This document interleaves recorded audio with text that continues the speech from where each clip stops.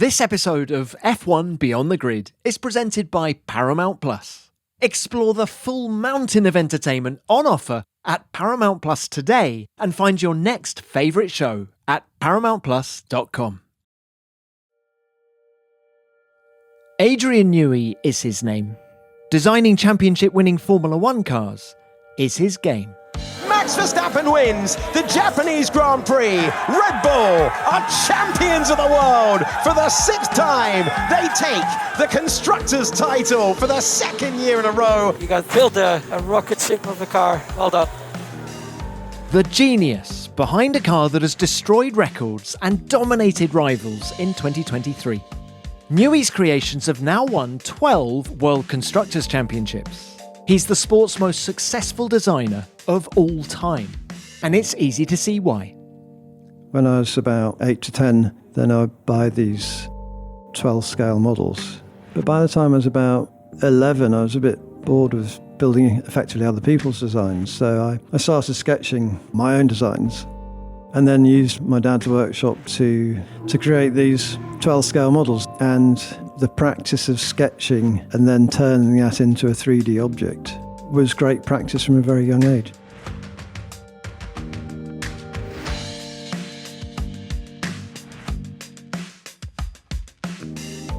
Hello and welcome to F1 Beyond the Grid.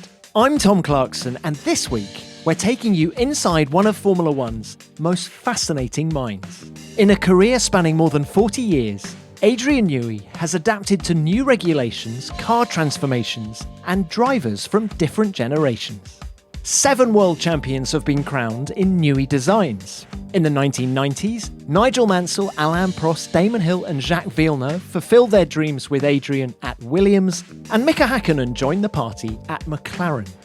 Adrian admits that joining Red Bull in 2006 was a gamble, but his designs and his unique approach to the sport transformed the team into serial winners.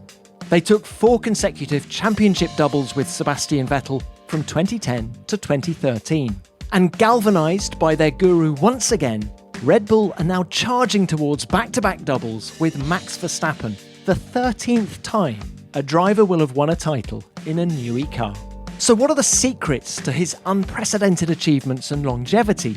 Adrian reflects on the team's record-breaking season, and he explains why their car is so superior to its competitors. He takes me through his thought processes when he's designing a Formula One car, and he tells me why he still prefers to use a drawing board instead of a computer.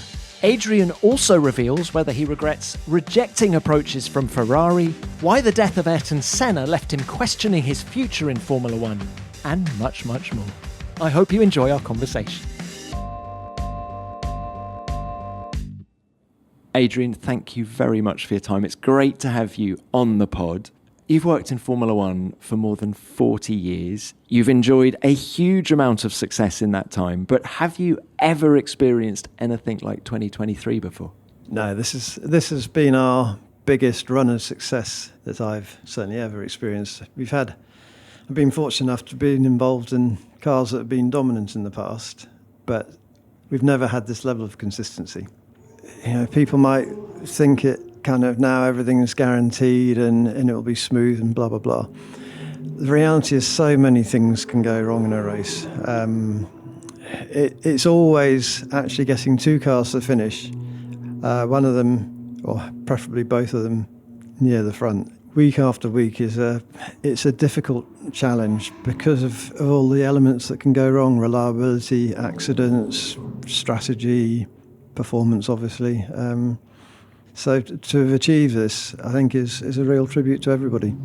And it begs the question, what motivates you, Adrian? Is it a fear of failure? Is it the lure of success? Or is it neither of those things? Is Formula One just a scientific exercise for you?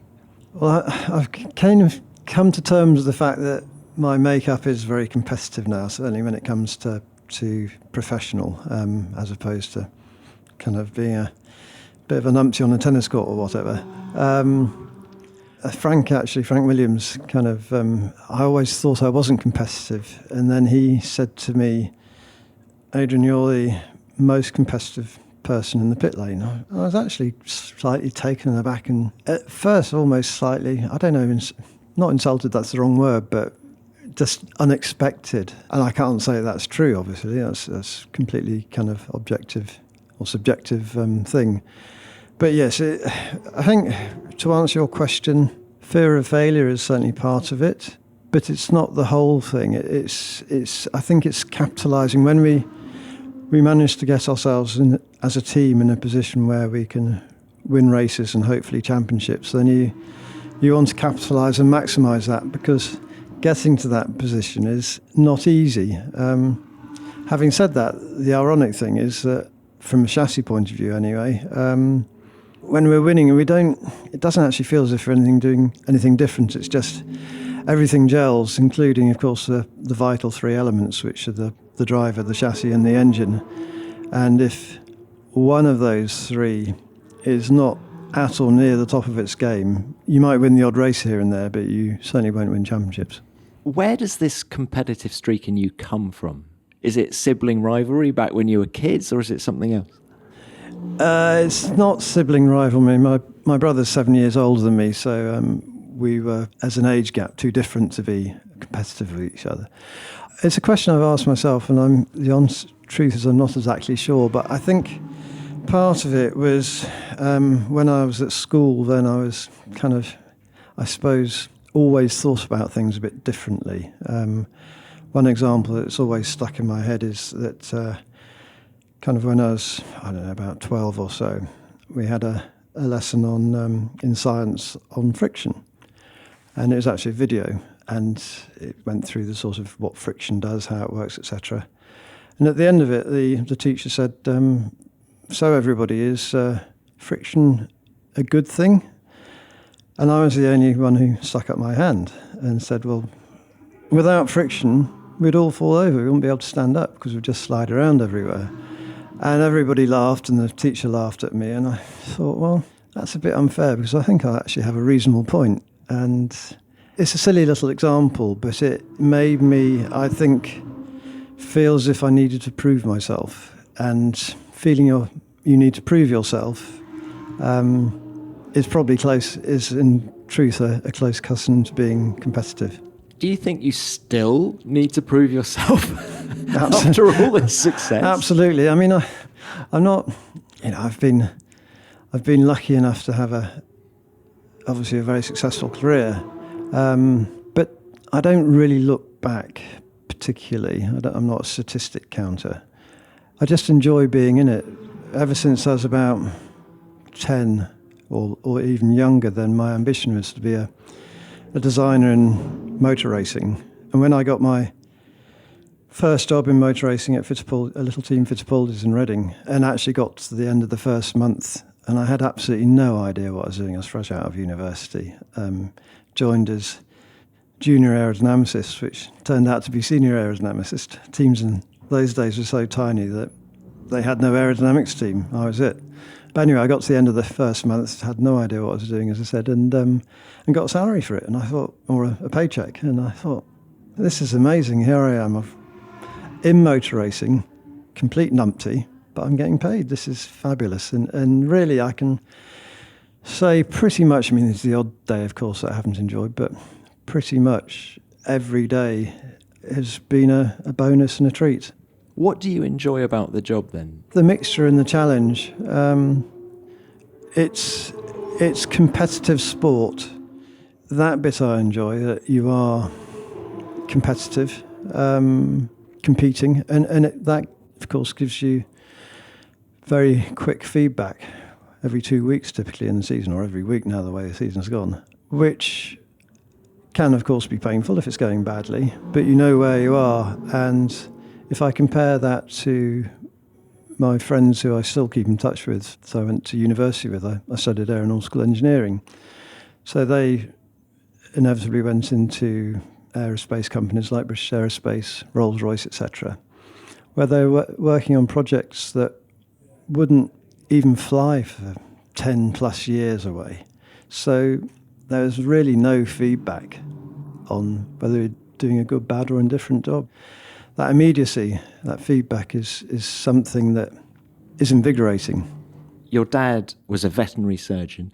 Were you ever tempted to follow him in medicine and that aspect of science? No, not really. I mean, I love going on sort of farm visits with him. I kind of would sit on his knee when I was about 6 and do the steering while he did the pedals, that sort of thing. And then occasionally when I was kind of a little bit older, into my very early teens, then if there was an operation at the weekend and the surgery nurses weren't around, then I would help him with the operation. But I think the bit of my dad's... How good were your stitches? I definitely wasn't doing any stitching. I was handing the utensils and trying not to faint. But the bit of my dad's makeup or interest that did definitely rub off was he was a huge car enthusiast. So he had Mini Cooper S's and then Lotus Lands and so forth. And he used to enjoy tinkering with them and modifying them and so forth. Had a small workshop in the garden, which had a lathe and basic metalworking equipment and welding equipment and so forth. And using that workshop, I think, was probably quite key to me. So when I was about 8 to 10, then I'd buy these Tamiya 12-scale models. The first one was a 1967 Surtees Honda, and then the second one was a Hill Lotus.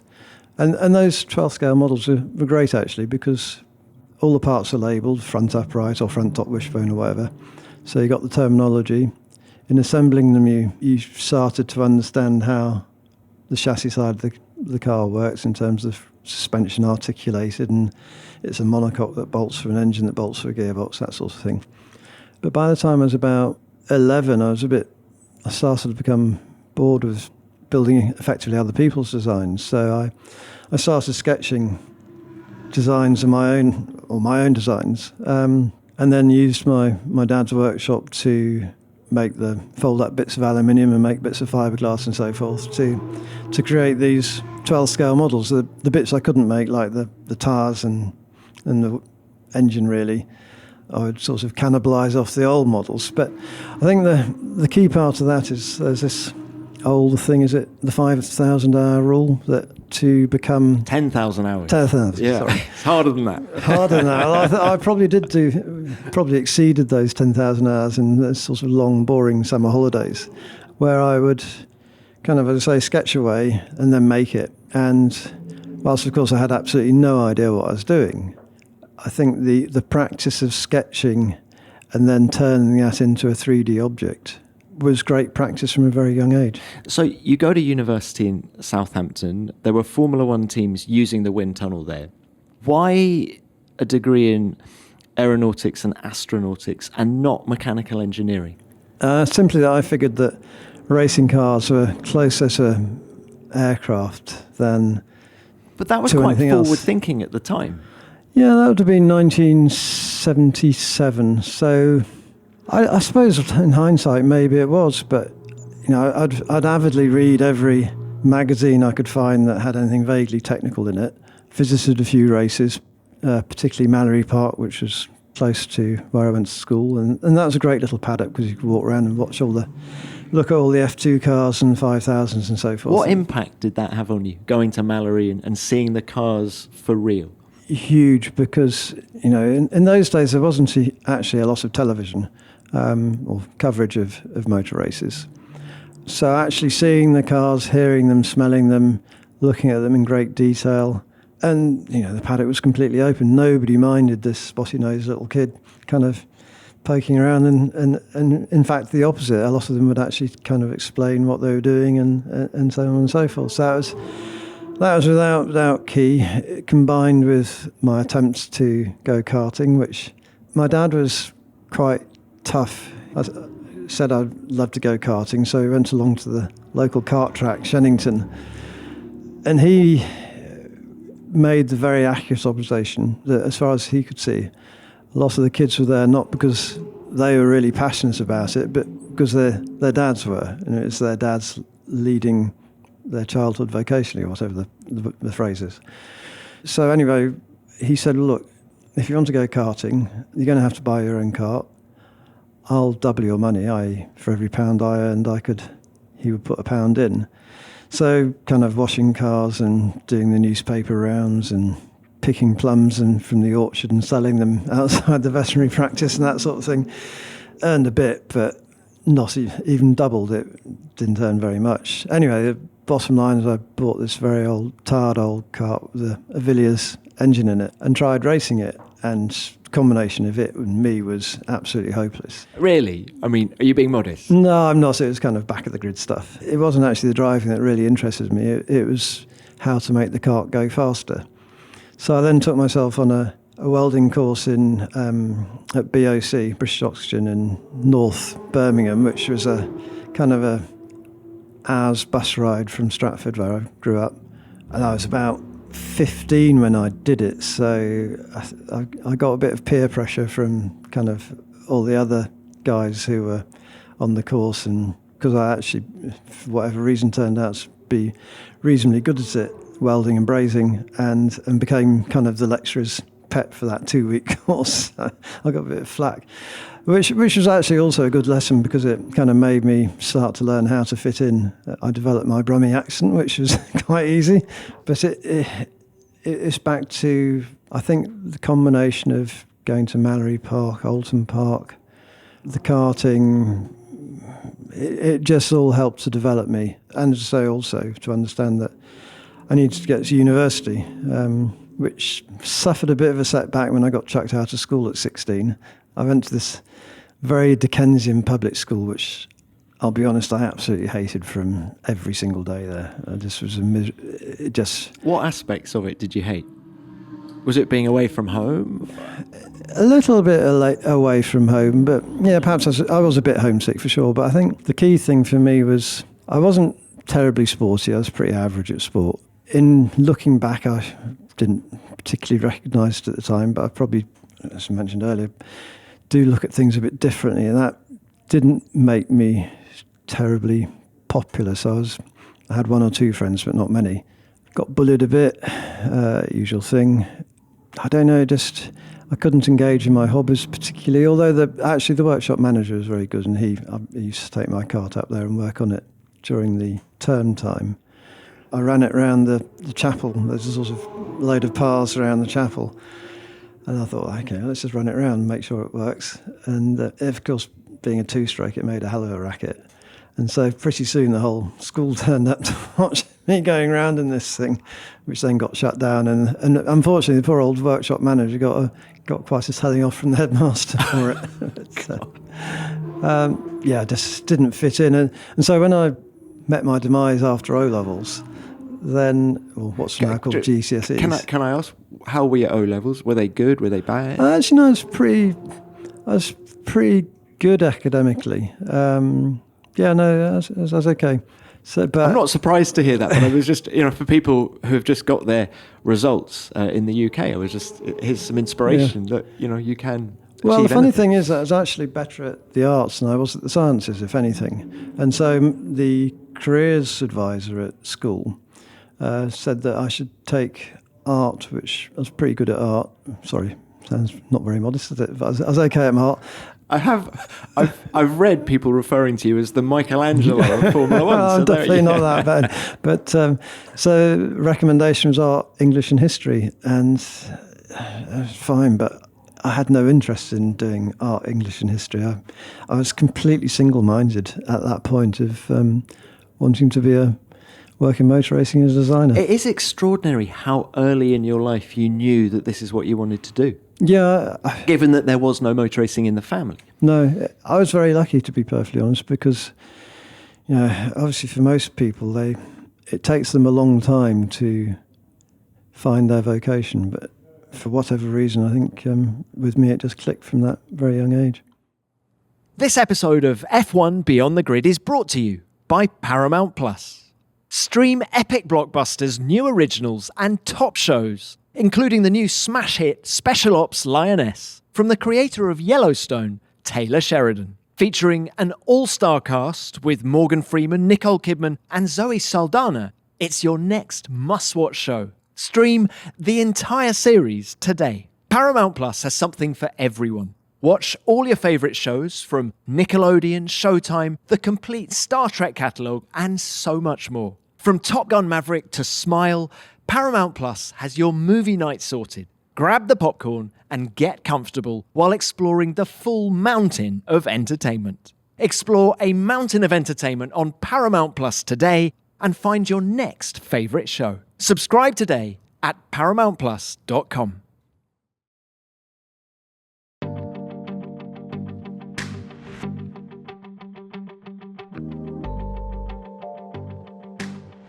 So you then go to university and your final year project is about ground effect.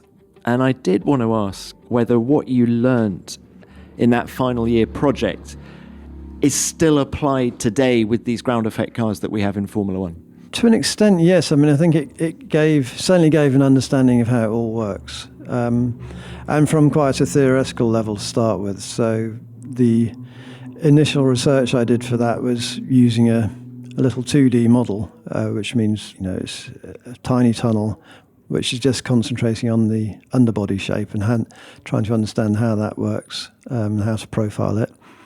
And then building up to a quarter-scale model of a sports car. And again, those wind tunnel tests gave me a reasonable understanding as a 20-21-year-old.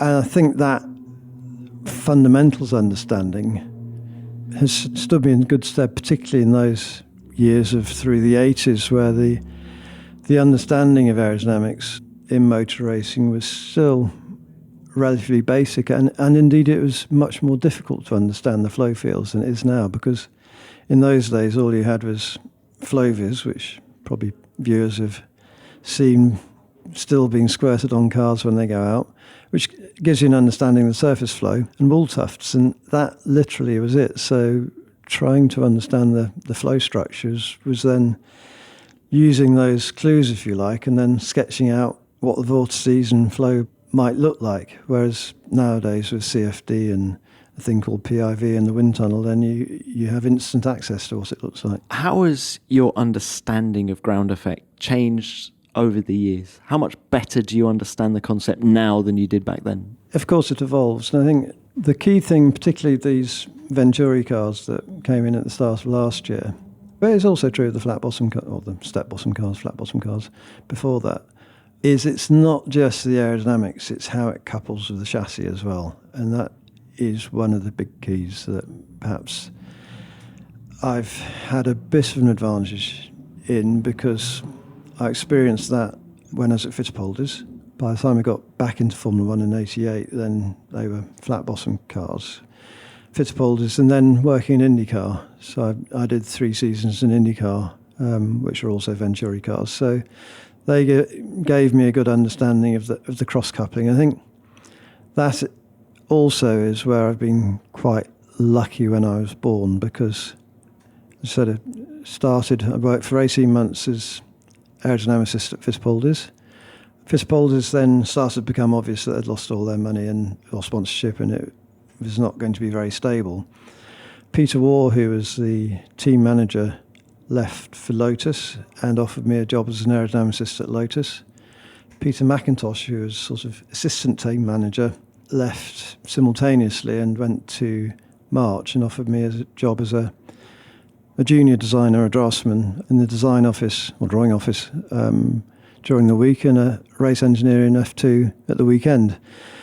And much as the chance to join Lotus was massively appealing, kind of as being if you like, the team that I'd always followed because of my dad's Lotus Lance, I felt that I'd now had 18 months as a aerodynamicist. Let's try and learn about the other 2 disciplines of design and race engineering. It is an extraordinary grounding that you've had in the sport in those early years, isn't it? Because given what you did at university and given the job you'd been doing at Fittipaldi, the obvious thing to do would have been to go to Lotus, wouldn't it? It was the obvious thing, but as I said, motor racing hasn't changed since those days, and as much as today it's still those 3 disciplines of aerodynamics, mechanical design and vehicle dynamics, which encompasses race engineering. And nowadays our teams, all the Formula One teams are so big that it's very difficult. It's not impossible. It's very difficult for one person to gain proper experience in all three departments. You end up specialised, which I think is absolutely fine. There's no good or bad about that. It's just different. Whereas, say, when I started, then the teams were tiny, and I was able to get, so kind of literally having graduated in 1980, by the end of 1983, I was in charge of the design of a racing sports car for March. So it was a very, very quick graduation. And is that grounding in all areas the secret to your longevity and success? I think it does help because, and even now, I'm in the V8 era at Red Bull. Then at that point, I was still physically drawing a lot of the layout of the car, a lot of the aerodynamic surfaces of the car came off my drawing board, which is another story. Now that's changed. The team's more developed. We've got some great people, and so I still do draw parts, but much less than I used to. Hopefully, my contribution still is to be able to take an overview and to kind of use that experience across the three departments to make sure that we're well integrated. Now, can we talk about the drawing board, right? Famously, you still use a drawing board when CAD is ubiquitous in Formula One. What are the advantages of the board? The pen and paper, if you like. That I'm a dinosaur and it suits me. No, but it's extraordinary how you still use that, and yet you are still so current as well. For me, it's CAD or a drawing board. It's a way of getting ideas in your head down into a medium that can be developed from. Typically, I will nowadays, of course, if it's aerodynamic, I'll look at the CFD, the computational fluid dynamics, which is aerodynamics on computer, which is an amazing tool that really didn't reach maturity in Formula One until kind of late 90s.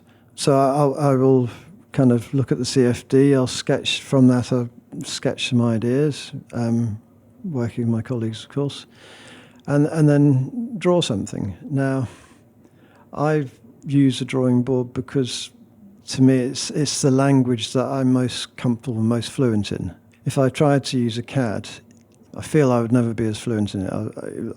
I will spend too much time thinking about how to operate it and not just drawing naturally, if you like, subconsciously. The drawing bit has to be subconscious now, or for me it does. And I think CAD is now, if I watch the guys in those sort of early years of CAD, which again, CAD came in properly somewhere around the mid-90s, early to mid-90s in Formula One. Those early CAD systems were quite mechanical. People used to have to concentrate a lot on trying to get it into the system. Of course, now those systems are developed, and the guys who are fluent in it can, if you like, draw subconsciously in the way that I can. The drawing is not the part that is loading them. I'm never going to achieve that. And to me, it actually doesn't matter. I've become, through years of practice, and this probably stems actually back to those formative years of sketching models and making them. I seem to have quite a good ability to be able to visualize something in 3D and then put it down onto paper in 2D. Whereas the CAD system, of course, does free you of that. You don't have to go through the 2D bit. You can start straight in 3D. Did you try and get the hang of CAD? I did briefly in my kind of gap 6 months or so between leaving Williams and joining McLaren. Then I did go on a CAD course, and it just didn't come naturally. So I gave up on it, I'm afraid. Now, look, the tools at your disposal have changed hugely over the years. But what about your thought process when you're designing a new car? Is that the same as when you started? Yes, it is. I think the inputs are more thorough and better understood than when I started. So if I think back to when I started designing the Indy cars in kind of 84, your knowledge on which to base a new design was not as well informed as it is today, because the teams were much smaller, but more importantly, we didn't have the tools that we have today. People often ask, what's the biggest revolution that I've seen in Formula or in motor racing through the years?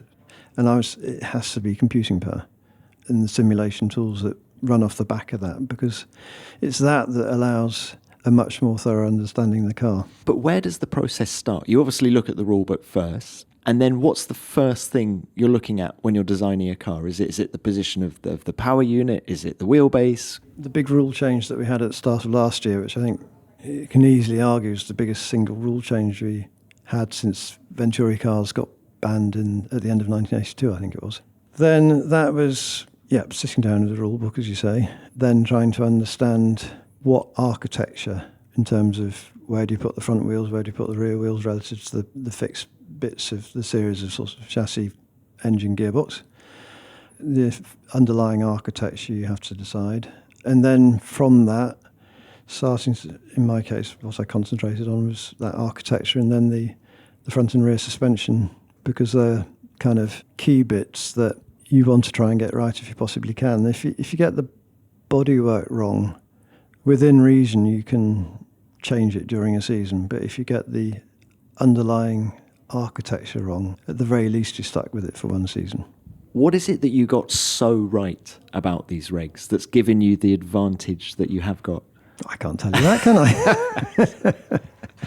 or what is the greatest strength of RB19? 19 is clearly a very close evolution of 18. So 18 actually was conceived probably in a much shorter time than most, if not all, our rivals, because in 21 we were in the big championship battle with Mercedes, and possibly wrongly, but because we were in, for the first time in many years, we were in the for a championship, we decided to put quite a lot of effort into developing that car through the year, which meant that whereas Ferrari, for instance, took the opposite approach, they weren't in a championship battle in 21, so they stopped developing their 21 car very early on and just concentrated on the design of the 22 car. Mercedes was somewhere in between that. We kept developing far longer than either of those teams. And so theoretically that put us at a disadvantage, but I think what we did manage to do, as I say, is get the architecture right. And so when 18 first came out in Bahrain last year, then I think you needed it. Well, the Ferrari was certainly as quick, if not quicker, in the early season. We managed to get the kind of fundamentals right, and that gave us a good development platform. And did you know within 10 laps of testing in Bahrain that it was born well, if that's a... Yes, we did actually. I think that, yes, we had an amount of bouncing, not as bad as the other teams, but we still had some bouncing, which we needed to get on top of, and I think had a reasonable understanding of what we needed to do that. So come the first upgrade we had for the Bahrain race, then bouncing was much less of an issue than we had than it was for other teams, and that it meant that we didn't have to put a lot of our development energy into fixing bouncing, such as Ferrari and Mercedes did.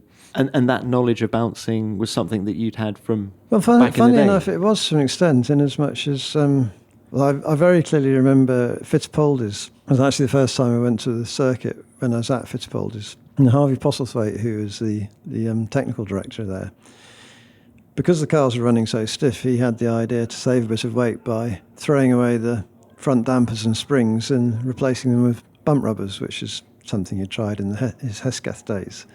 I remember Keke Rosberg coming past on the old pit straight at Silverstone, and the front wheels were in the air as he came past. It was bouncing so badly. And I think that was a very early lesson that this isn't just about aero, it's also the coupling of aero and suspension. What did Keke say? I'm trying to imagine. Swearing, probably? I'd imagine a lot of swearing, getting out and smoking a cigarette would have been normal Keke.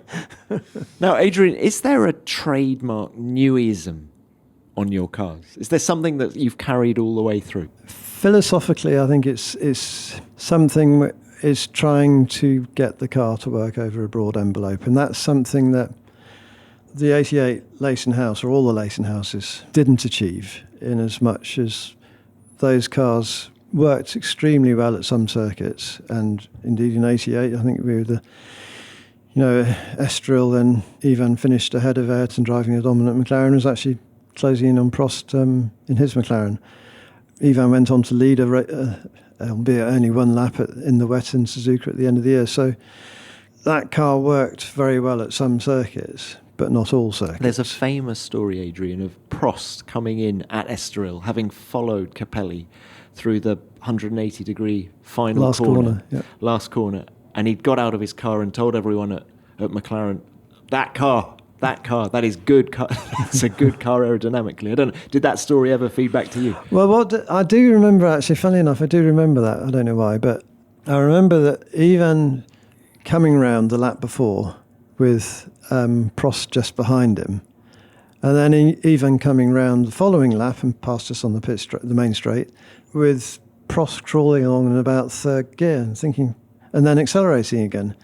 So what on earth was he doing? And it turns out that the entry speed that Ivan carried into that long corner, Prost was convinced he was going to crash, and he didn't want to get tangled up in the accident, so he backed right off. There you go. Exactly. Wow. Yeah. Great story. Do you get inspiration from other sectors of industry? I do, actually. I try to always look around. And so, for instance, a silly example of that would be, I remember going to the Caribbean on holiday must have been 95.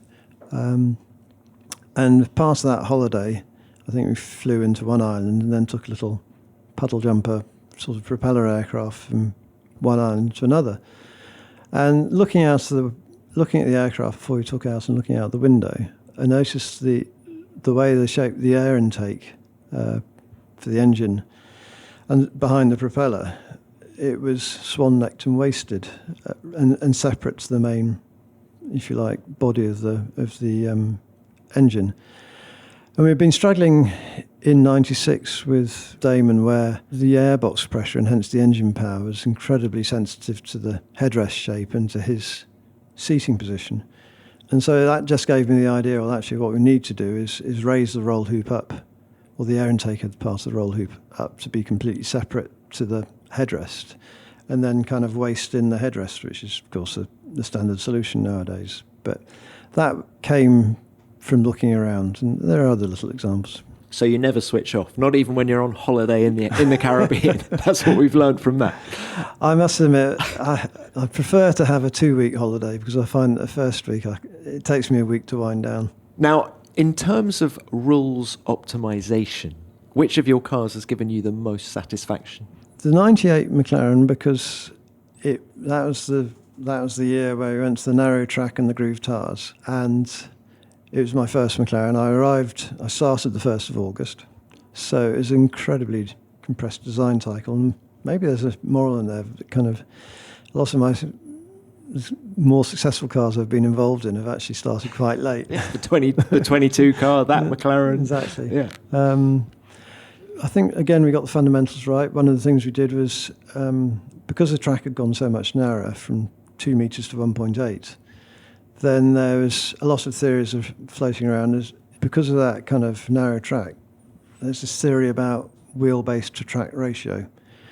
So in other words, the distance between the front wheel axle line to the rear wheel axle line divided by the width of the car. And I thought, I just can't see why that would be an important ratio. What we really need is to try to maintain entry stability, which is when you first turn into the corner and you're still on the brakes, and that's when the car's unloaded at the rear and can easily become unstable. And that's dominated by how much weight the outside front and the inside rear carry in that condition. So if we've narrowed the track, the only way to maintain a similar distribution is to go longer in the wheelbase, and that's exactly what we did. And that was a unique feature of that 98 car. Is kind of, unfortunately, Ross Brawn at Ferrari at the time spotted it, and they started to move their front axle forwards, and then. But you were the first to do it. We were the first on that one, yeah. And it wasn't the only feature. We managed to get the car very light, very low centre of gravity again to try and minimise the weight transfer onto these clearly very fragile tyres. And was Mika Hakkinen very effective at driving that kind of car? The great strength of Mika was, first of all, his self-confidence and self-belief, and he just didn't seem to be affected by pressure. And so I digress to a small example, well, a very key example of that briefly, which was 98 was a very high pressure year, and the same with 99 actually, where both years, the Drivers' Championship went down to the last race in Suzuka. And was it 98 or 99 where we had, I can't honestly remember which one it was now, but I do remember that in Suzuka you have these little offices above the pits. And on Saturday evening before the race, Ron Dennis, myself, Mika, the other key race engineers, other key people sat in that office upstairs, coming up with strategy. It became very complicated. If Irvine pits here, then we do that, and if Schumacher does that, we do this, and blah, blah, blah. And after about half an hour of that, if not more, Mika just sitting quietly in the corner saying nothing, he just got up and left. And the following morning, he got in the car, disappeared off into the distance and won the race. And that was Mika's way of doing things. He kept things simple. He didn't appear to feel the pressure. He just got on with it. And to go back to your question, I think what was great about Mika, when I first arrived at McLaren, then funnily enough, particularly within the engineering team, there's actually quite a low regard for Mika. And it's because he had his own way of communicating and describing what the car was doing. People weren't really taking the trouble to listen to that and try to understand what he was saying. And I think from my race engineering background, particularly from the IndyCar days, then I seemed to be able to break through that and get it out of him. And what was brilliant is that once you understood his language, he used very few words. He would just describe very succinctly what he needed to make the car go faster, and then go away and go back to the hotel room or whatever he did. There weren't these long, kind of painful debriefs. With your race engineer head on, how much info do you want from the driver, given the amount of data you have now? The driver is absolutely key.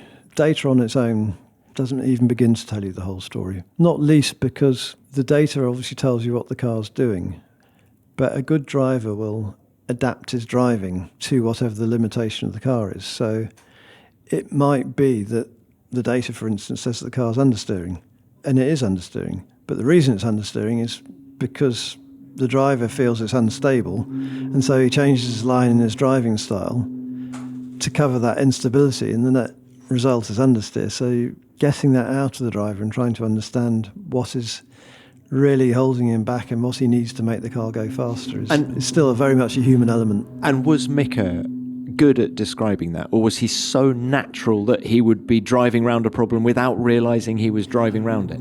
To start with early on, so when the 98 car, when we first started running, he just kept coming in and saying it's understeering, and so he'd do the things you normally do for understeer. You'd increase the front wing angle, you'd soften the front roll bar, whatever it might be. And he'd go out and he'd come in and say, understeer's even worse. And that was part of that learning process with Mika for both of us. It was, well, actually, it's not understeering then, is it? It must be, it's unstable. So we went in the opposite direction, and suddenly the understeer was much better because he was such a natural driver. He didn't even realise he was doing it himself. And I think that was also a big lesson for him that he learnt from, to become more cognitive of what he was doing in the car. You were race engineering Mika Häkkinen as well as designing the car? There's two times in my Leighton House to an extent, but particularly Williams and McLaren, where I was acting race engineer, which was for Damien in 96 and Mika in 98, where on both occasions the race engineer from the previous year had left or moved to a different position. And rather than kind of poach from the pit lane, in both times we promoted from within, but from people who didn't have any experience in race engineering. So I became the sort of, what do you call it, the coach race engineer, I suppose. Now, the overseer. Yeah. Now, look, while we're talking drivers, 7 different guys have won world titles in your cars. Nigel Mansell, Alain Prost, Damon Hill, Jacques Villeneuve, Mika Häkkinen, Sebastian Vettel and Max Verstappen. Which two would make the most formidable teammates? I think it's they're all so different. It's Come on, Team Newey. You can have 2 of them in your car. But in the process of doing that, then I'm favouritising or I'm singling out, and I don't think that's fair. It's any world champions are clearly a great driver. All those guys, they're very different in their character and their makeup.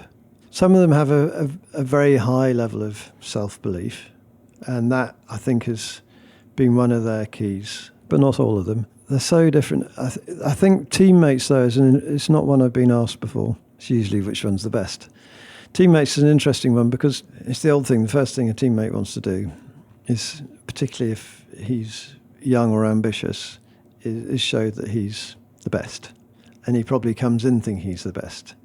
That can then destroy a driver's self-confidence or whatever. And indeed, I think Max, with his incredible ability, has completely, not by any deliberate action, but I think Alex struggled to come to terms with just how quick Max was, as did Pierre Gasly and other examples. So if you're going to have two teammates where one is exceptional and the other is brilliant but not quite at that level, the other one needs to be somebody who will at some point accept that he certainly can't beat, say, Max, for instance, on pace. You're going to have to do it in some other way, which is, of course, has been done. If you look at Nicky and Alan against each other, then Alan was always the quicker driver, but Nicky managed to win a championship. You'd probably argue the same for Nico and Lewis. So for team harmony, can you have two number one drivers in a team, or do you need a number one and a number two? Can we recreate a Senna-Prost situation? It's a difficult one to manage for sure. Would you enjoy the challenge? Of course, yes. But it's still, ideally you want to... There are some drivers who will be happy battling each other on the track but not bring it into the garage, and the other drivers who will perhaps turn it into a bit of a political game as well, let's say. That's the difficult one when you, like anything, politics is such a kind of destructive force because it just saps everybody's energy. Do you think age is important? If you're going to have two quick guys, you need an older guy and a younger guy. The older guy, you hope, will be able to have a bit of perspective and... Possibly. I mean, it'd be an interesting one. Fernando, I think, is clearly one of the most formidable competitors ever, and famous for kind of not getting on that well with his teammates, let's say. If, say, it was Max versus Fernando or Lewis versus Fernando again, would Fernando, with all that experience he now has, be different to the Fernando versus Lewis of whichever year it was? That's an interesting one. What do you think? I think Fernando would be different now. I think he's mellowed. He's mellowed, certainly in exactly. my dealings with him. Yeah, I think that's exactly right. Now, look, as an aside, you didn't work with Ayrton Senna for long, but did you see enough of Ayrton to understand what made him different? Yeah, I mean, it was obviously a very short relationship, unfortunately. I suppose I'm not as bad as I used to be on this, but kind of part of my competitive thing is that when you have somebody like Ayrton that you're all up against and battling year after year, then you kind of not demonise him, but you kind of, he's the enemy. And so, of course, met him occasionally, but never really talked to him until he first visited the factory at the end of what must have been 93. So introduced to him, and then straight away it was, can I see the wind tunnel model? So we walked round to the wind tunnel. And again, straight away, he's kind of down on his knees, looking underneath the car, wanting to explain what we'd done differently, what was different about this car to the previous year's car, why had we done it, etc., etc. He was phenomenally inquisitive. You know, you could argue that he didn't need to know that, but for him, he just wanted every bit of information he could possibly have because that might be useful to him at some point in the future. I think probably more than any other driver that I've been involved with, that I would say is what I found unique about him. And those pole laps, was he doing something different? Could you see from the conversations, from the data, that he was famous for his throttle application, for example? The 94 car is one of my huge regrets, regardless of what was the cause of the accident at Imola. The one thing you can definitely say about the car is it was aerodynamically unstable. We'd had 2 years with active suspension, and I completely, it's my fault, I completely messed up the aerodynamics of going back to passive suspension and the much bigger ride height range that has to cope with. It was a very, very difficult car to drive. And the bumpier the circuit, the worse that became. And of course, Imola's quite a bumpy circuit. So what he did with that car was quite extraordinary. And he could do that in qualifying. In Brazil, he managed to carry it, but spun at the last corner near the end of the race, extracting that performance from it. Damon didn't try to extract that level of performance from it, and so he finished the race. But he knew it was unstable. Ayrton's self-confidence and self-belief in his car control, he would always try it. His car control and his concentration was quite extraordinary. Can we talk a little bit more about Damon? Because when Patrick Head came on the podcast, he said that the way Damon led Williams after Imola 94 was more impressive than his title win in 96. Yes, I mean, we were a shattered team, to be honest. We'd had a bad first 4 races anyway, in as much as the cars were very difficult to drive and not terribly reliable. So as sort of reigning world champions, we were not where we thought we were going to be. Then obviously the events of Imola were a shock for all of us. One of the things, it sounds stupid to say, but I'd never ever thought what happens if somebody is badly hurt or dies in a car that I've been responsible for. That happened that weekend, and it makes you question everything, really. So it was, and there's the whole post-mortem of trying to understand what happened, what caused the accident. There was the manslaughter charges hanging over us.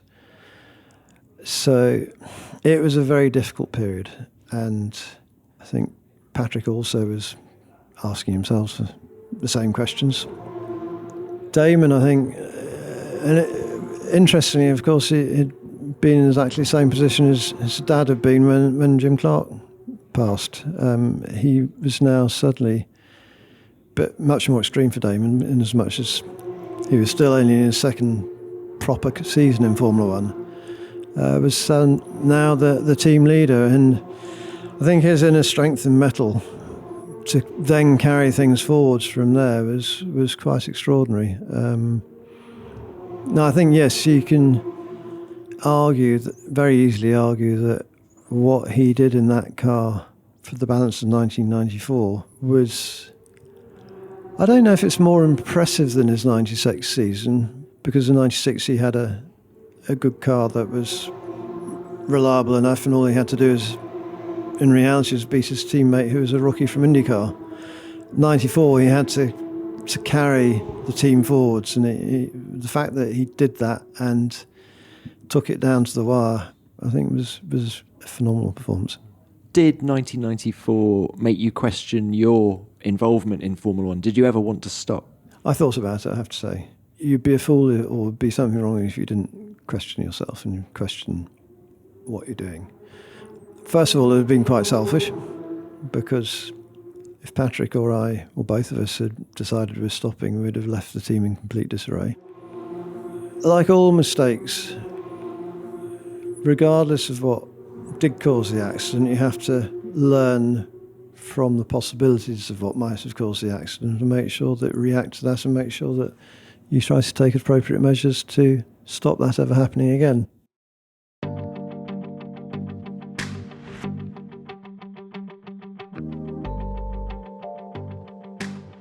Adrian, when was peak Formula One for you in terms of the enjoyment you were getting from it? It's such a difficult one. I think I've been lucky enough to have worked in it for a long time, and in that time seen huge changes. My enjoyment of Formula One has, I can't say one era has been more or less enjoyable than others, just different. It's a bit... This is an exaggeration, but it's like kind of, which is better, an F-15 pilot or a Spitfire pilot? It's just completely different. I think the era that fascinates me is the 70s, where kind of, through the 60s you had these cigar tube-shaped cars, all looking roughly the same. And then in the very early 70s, people started experimenting with their ideas for aerodynamics. Generally, with hindsight, not particularly well-founded, but of course they didn't have the research tools to back them up, so no criticism. And so you suddenly had this explosion of different shapes, from the wedge-shaped 72 to the Tyrrell six-wheeler to the triangular Brabhams and so on and so forth. And I think it's a very different thing where the rule book, I have a copy of those 70s rule books somewhere, and they're literally about 3 pages long. Of course, it was the complete opposite end of the scale to where we are now, where in those days you had a very small design team, probably 3 or 4 people at the most, with virtually no research tools. So their understanding was much more gut feel, if you like. And so sometimes you come up with a blinding design and everybody would pat you on the back, and then the next one would be a turkey, because the problem is it was very difficult to have the understanding. I'm interested about gut feel. Do you ever go with your gut, or is it purely an academic thing for you? No, I think there has to be a degree of gut. There has to be, even with all the tools we have now, there still has to be a degree of gut. And the reality is, even before the cost cap, we were still resource and people limited. We have never had the capacity to be able to research endless different paths in great detail. So if you take a recent example, obviously with last year's car, we took an aerodynamic direction with the side pod and design and the concept of the car, which was almost polar opposite to what Mercedes did. Mercedes showed flashes of competitive last year. They obviously won in Brazil. Then you're faced with a choice of, well, do we start to research Mercedes in case we've missed something, or do we stick with what we're doing? And gut feel is, let's stick with what we're doing. So there's just 2 more topics I wanted to run past you. One of them is Ferrari. I was actually chatting to Gerhard Berger earlier in the week, and I said, Gerhard, how hard did you try to get Adrian in 1993? He said, we tried hard. They did, yes, they did. Yeah. Ultimately, why did that never happen? How many? 2 times, 3 times? How many times did they come asking? Well, IndyCar days, which probably doesn't count, then, 93, and famously in 2014. The 93 one was very tempting. So I went down, Jean Todt had just started. I remember him talking about, should he hire Michael or not? Do you think that was a good idea? The main reason I didn't is my first marriage failed for various reasons, but probably predominantly because I went off to IndyCars, so I was living in the States during the season. My relatively newlywed wife came out with me to start with, really didn't like living in America, and went back, and that put a strain on our marriage that we've never really recovered from, to be perfectly honest. So 93, I'd 1 year into my second marriage. I didn't want to make that same mistake again. Were Ferrari prepared to do a John Barnard deal and have you design from the UK?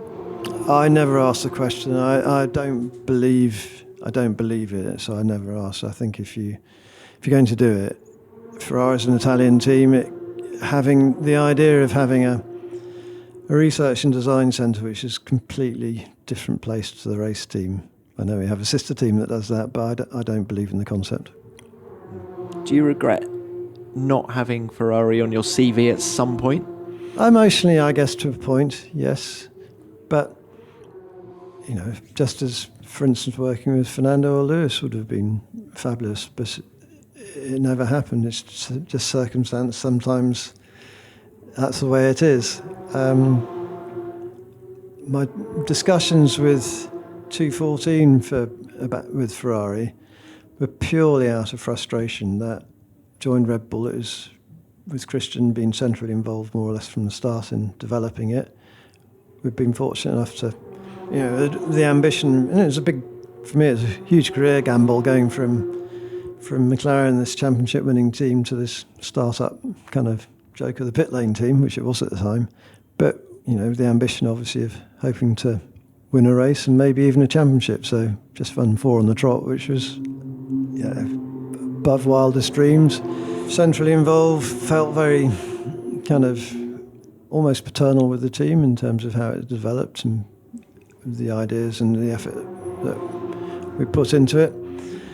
So really didn't want to leave, but we were in this position where Renault hadn't produced a competitive engine in the turbo hybrid engine, which, that happens first year. Okay, it's new rules.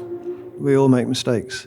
But went to see Carlos Ghosn, the then boss of Renault, at the Champs-Élysées, Christian Helmut and myself, to kind of try to put pressure on him to up the budget and basically ask how can you free more resource so that the engine division can accelerate their program, because they were all understandably saying that they were resource limited and they needed more people and more money. And Ghosn's reply was, well, I have no interest in Formula One. I'm only in it because my marketing people say I should be.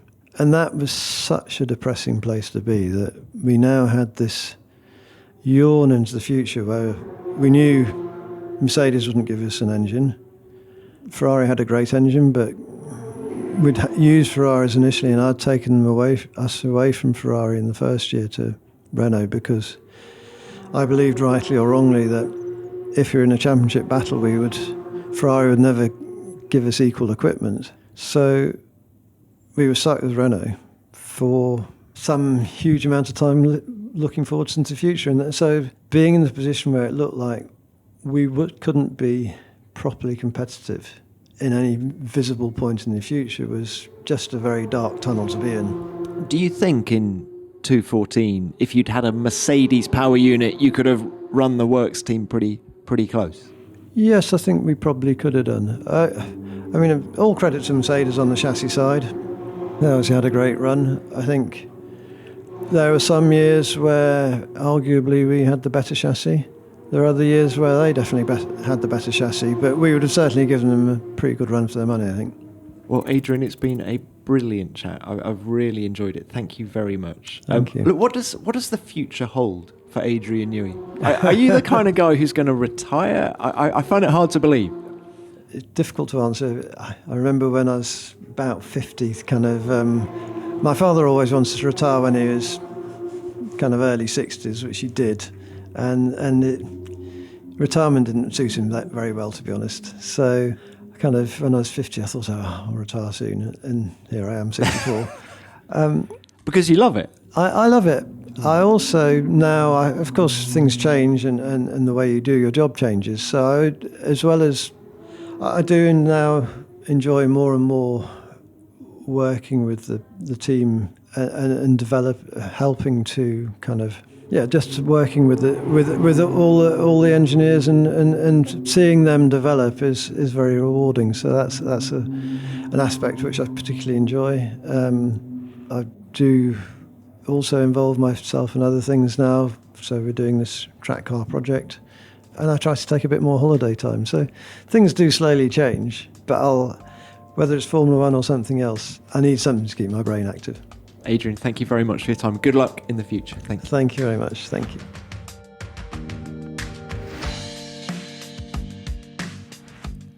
I hope you enjoyed hearing from Adrian as much as I did. The man is a genius, and I don't use that word lightly. But for all his technical brilliance, his modesty was equally apparent. The man has no ego, which must make him a joy to work with.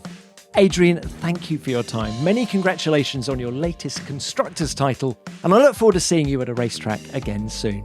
So what did you make of what you've just heard from Adrian? Let me know through all the usual means. I'm at Tom Clarkson F1 on Twitter, or you can use the hashtag F1BeyondTheGrid, and I'll read out some of your messages at the end of next week's show. Which of course brings me on to what you sent in about Mick Doohan after last week, the two-wheeled king.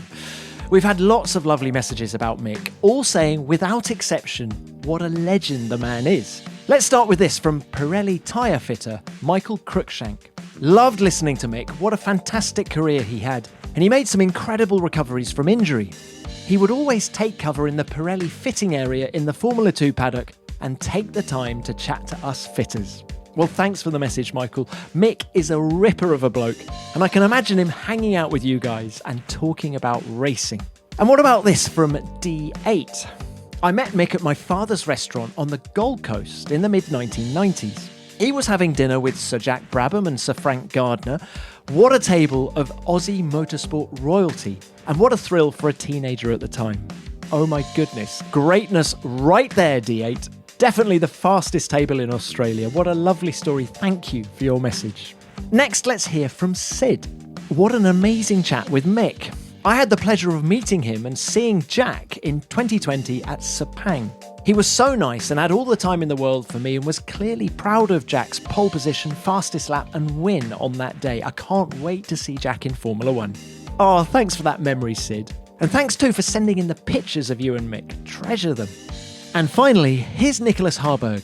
I got into bikes before Formula One and was a big fan of Mick for his entire career. His tenacity, combined with his no-worries attitude, made me a great fan. Great interview, and I'm hoping Jack gets his chance in the big time. Oh, thanks, Nicholas. I love your description of Mick's tenacity and no-worries attitude. It is exactly that, and it gives him a unique charm, doesn't it? Well, we'll leave it there for messages this week, but thank you to everyone who got in touch. We love hearing from you. And please remember to send in your thoughts about this chat with Adrian in time for next week's show. And for more reaction on Red Bull becoming world champions in 2023, make sure you listen to F1 Nation's review of the Japanese Grand Prix with me, Damon Hill, and Natalie Pinkham. We hear from their team principal, Christian Horner. Thanks for listening. I'll be back, of course, next week with another great guest from the world of Formula One. F1 Beyond the Grid is produced by Formula One and Audioboom Studios. Until next time, keep it flat out.